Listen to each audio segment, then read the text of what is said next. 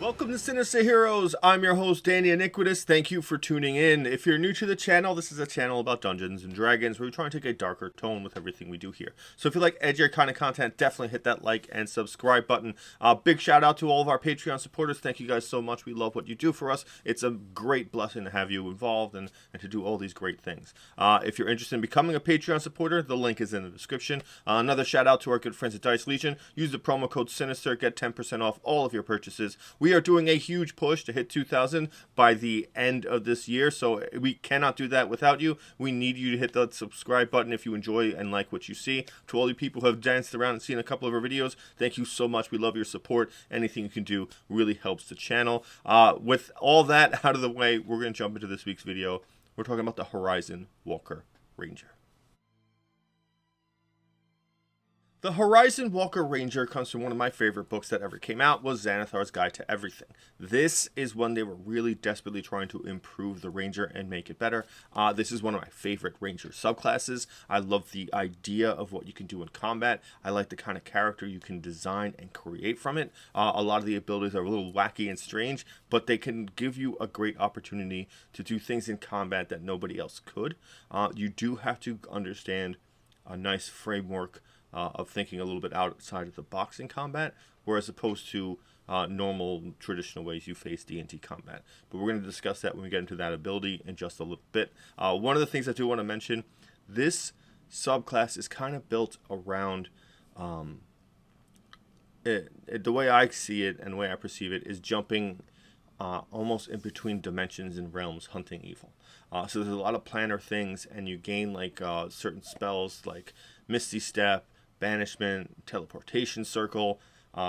Those come as domain spells or ranger spells for that specific subclass, which isn't something that's new, but it's something to consider when making your character. You might want to consider jumping a character from a different kind of like a spacey area, or maybe something that's a little unusual out there, like a Gith would kind of fit really well with this, because you're hunting things beyond your normal dimension. You're teleporting, you're banishing things into other worlds.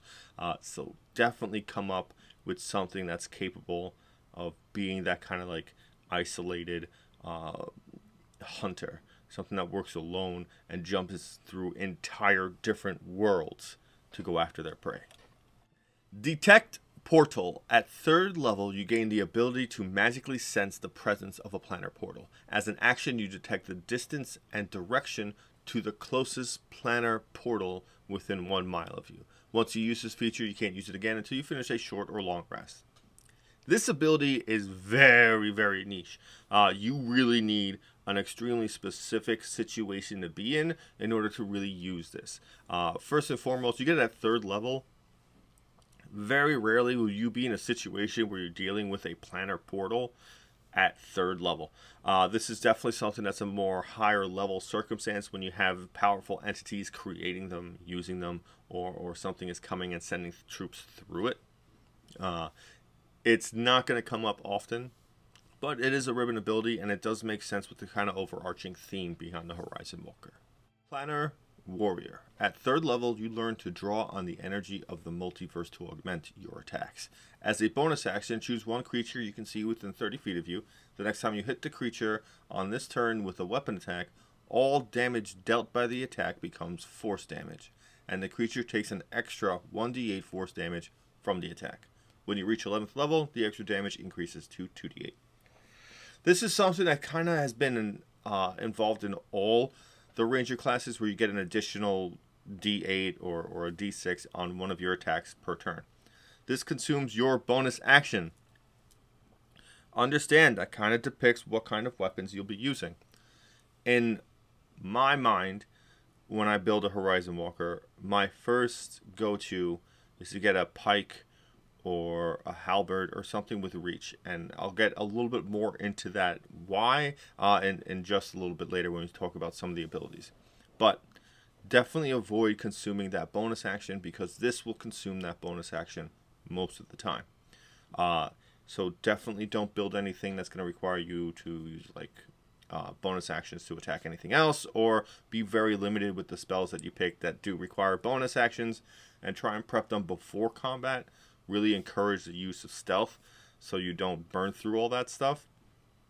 But definitely understand this is a very key part of your class, and you should be building this as an important motion in combat for you. That extra D8 of force damage is fantastic.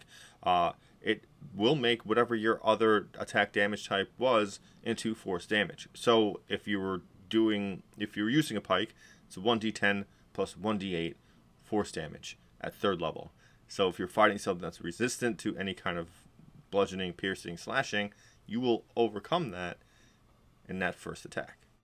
Ethereal Step. At 7th level, you learn to step through the ethereal plane. As a bonus action in your turn, you can cast the etherealness spell with this feature without expending a spell slot. But the spell ends at the end of your current turn. Once you use this feature, you can't use it again until you finish a short or long rest. So etherealness, the spell, is interesting. It's a lot like Blink in this context, because it only lasts for the duration of the turn. But its purpose is to kind of make you just warp out of whatever circumstance you're in. As a bonus action, I think it's worth it to kind of use this for free and use your movement to get out of a bad situation. If you're grappled, you can use this and you just kind of fall out of the grapple.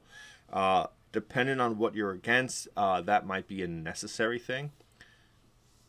If you've been eaten, this will expel you from being eaten, because you slip into another plane, and then you can use your movement. And because the way the ethereal plane works, it overlaps with the normal plane. So you can kind of like when Frodo put the ring on. It's kind of like that, where it's that weird kind of dimensional thing.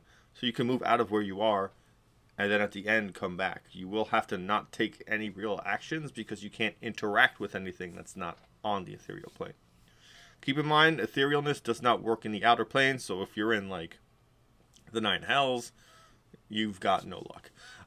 So just keep that in mind. But it does have a couple of interesting tricks you can do. You can walk through walls in the material plane, because when you see them and walk through them while you're ethereal, they don't really exist. So it does give you a nice escape mechanism that other people wouldn't be able to have.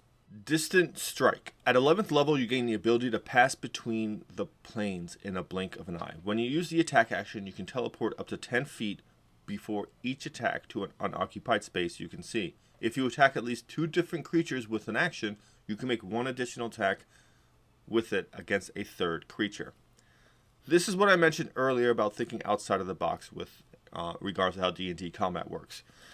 In D&D combat, you kind of just tunnel whatever target you're on. You don't really deviate. You attack it until it's down, and then you move on to something else. If you do AoE, you AoE the whole area until it's not worth hitting that many people, or there aren't enough to justify the AoE. But your main focus is still to kind of whittle them down one by one by one by one.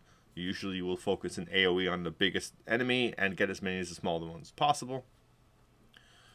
But that's the way D&D combat is worked. It's kind of designed that way. Pick one, kill it, move on. This gives you a cool way to conceptualize how combat works. So when you use the attack action at 11th level, you will jump 10 feet. That doesn't include any of your normal movement that you have. So if you're next to someone like where you couldn't escape them, this kind of overlaps that disengage opportunity attack rule, because you will teleport 10 feet, so you can pick that position wherever you want, make that attack, and then go from there. This is why I mentioned using a pike or a halberd or something with reach, because that makes a huge difference. Now you're changing the way you can see how your character moves. So you say something got right next to you, distant strike, move 10 feet, so that way you can get them within that reach and they can't hit you. Move it again and then hit someone else, and then go from there. If you can strategically organize it where you're not using your own movement to make those strikes, you can jump around the battlefield very effectively. And then at the end of it, if you're out of reach of someone else, you have free range with the rest of your movement. So you can kind of like whittle in and out of combat. It kind of works a lot of the way I imagine Oberyn and the Mountain fought in Game of Thrones.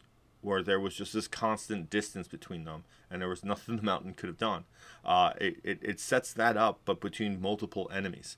And this is where you add on that first ability of Planner Warrior. You put that bonus action on to do increased damage to the first one. Hit, move, hit, and get 3 attacks. You're now adding so much onto that attack that it also changes the way the battlefield works.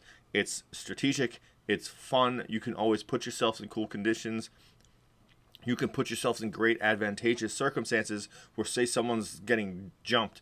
You can work your way to next to them, so that way you can help cover them from like the area so they don't get attacked by as many things. You can jump in and out of dangerous situations for yourself. Because you're teleporting, you would break grapples with this. Anything that you're doing, you are jumping in and out of where you are. How this has to do with if you were eaten or if you were blinded is something you're going to need to talk to your DM about, because you don't necessarily know the world around you when you're doing this, and you can't see.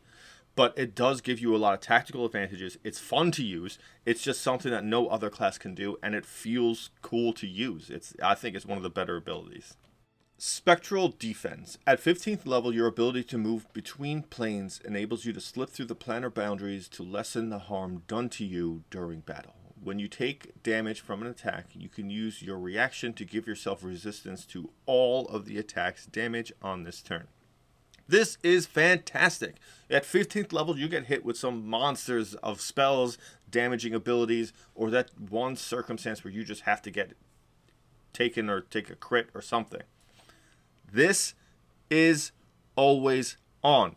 Every turn you have, you could use your reaction for Spectral Defense. This is profoundly useful. You now have this great circumstance where you're kind of a lot like a rogue at this point. Because you have a way to get in and out of combat without using a normal action to disengage, because your regular attack will teleport you. You can now take half damage from whatever hits you. It is a great defensive bonus that is a constant. Every round you will be able to get to use this. You should really use it every round once you get it. There's never a circumstance where you don't, especially if you can gauge how many times you will be hit. If you know there's a spell going at you and you're far away from everyone else, yeah, use this. If you're going to be getting hit by a monster multiple times, which at this point is pretty often, if that's the stronger monster in the area, wait for one of those attacks to land and then hit the Spectral Defense. It's so useful constantly. Our final thoughts. Full disclosure, I love the Ranger. It's one of my favorite classes, and this is one of the main reasons why. This is a perfect example of why a Ranger is cool. It does things in combat that no other martial can do. This one exemplifies that, and I think this is one of the better designs that the Ranger has been, and I wish there would be more like this. The ability to teleport in and out of combat is awesome. It's beautiful to me as a concept. What you can do with it is just enticing. It really brings out that creative mentality in what you can do in combat. It gives you the opportunity to constantly change the face of the land you're fighting on. If you're working with certain people, maybe they threw spike growth down. Maybe it's just you and not other person, and they are just gone. You can use this as your ability to kind of kite them around the battlefield. And it creates this great separation that no other class can get. One of the things I do want to mention, I know I talk about using a pike and a halberd and keeping that reach, but Planner Warrior works 100% with ranged weapons. You can use all of the abilities. You can use distance strike. Same thing. Teleport, teleport, teleport, attack, attack, attack. There is no limit. You don't have to do melee attacks to make it work. It does now change everything. You can just keep marching down the field and then just fly off. And you still have all of that availability. It does create this very, very cool thing, especially considering you can still use bonus. You can use other spells that might additionally help you if you don't use Planner Warriors. Some of the spells that Rangers have are specific to attacks. You might be able to drop Hail of Thorns and do a lot of cool things with it. So understand that as the caveat is when you make an attack. So if you do have a spell that gives you a bonus action and then gives you the ability to make an attack and have that do additional things, those work with all of the things that the Horizon Walker gets. That being said, I can't tell you enough how much I love this class. I love the Ranger as a whole, and I love the Horizon Walker. It's one of my favorite Ranger subclasses. And that says a lot because I kind of just constantly think about Rangers, Warlocks, and Sorcerers all the time. That being said, we're going to bring this video to a close. If you have made it this far, thank you so much. Definitely hit that like and subscribe button. Again, we're going to try and hit 2,000 subscribers by the end of the year. We need you to do it. If you're a returning viewer who hasn't subscribed, if you just want to hit that like button, that still means the world to us. Comment to us, please. Talk to us about your Rangers, your Horizon Walkers, any times you've ever seen them. We love to hear from you guys. It means the world to us to interact with you guys, see some of the great stories you guys have come with, hear some of the things that your awesome DMs have let you do. It is awesome to hear from you guys. We love talking to all of you. Big shout out to our good friends at Dice Legion. Check them out. Use the promo code Sinister to get 10% off. A big loving shout out to all of our Patreon supporters. It means the world to us that you are able to help us out and support the channel. And with that all said and done, thank you for giving a spooky kid a chance.